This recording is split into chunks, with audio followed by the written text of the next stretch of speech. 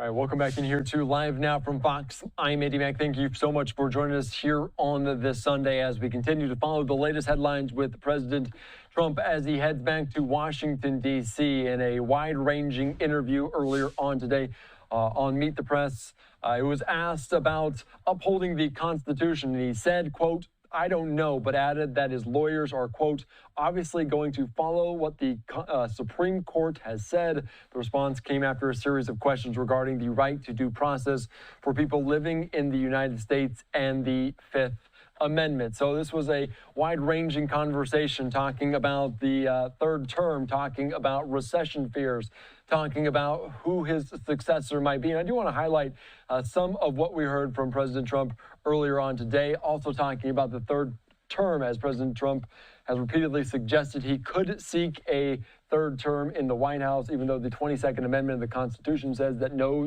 person shall be elected to the office of president more than twice. Trump previously comments about the third term seem more about provoking outrage on the political left, the Trump organization, even selling red caps with the words 2028 Trump.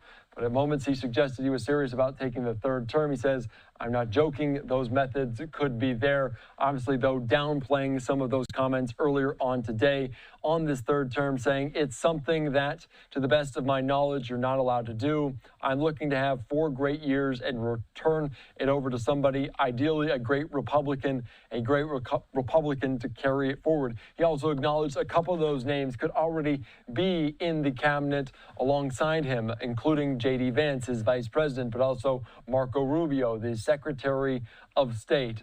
Trump said it is, quote, "far too early to begin talking about his potential successor," saying he's confident that the, quote, "Make America Great Again movement will flourish beyond his time in the White House." Of course, a post here from the New York Post talking about this. President Trump suggests Vance Rubio could succeed him and gives his final answer there on the third term question. Also talking more so about Pete Hegseth as he's come on fire in recent weeks for the participation in that Signal text chain. Of course, we saw Mike Waltz be removed as NSA, now the nominee for UN ambassador. When asked about Pete Hegseth, he said he's, quote, "totally safe." He says, "No, not even a little bit. Pete's going to be great."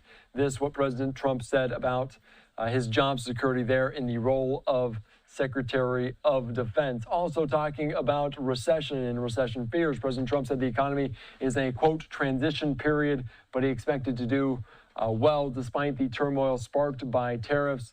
Of course, also blaming parts of it on President Biden, the former president, and that administration. All right, you're just looking live right now, West Palm Beach there at the Palm Beach International Airport, set to depart back to Washington, D.C. here on this Sunday.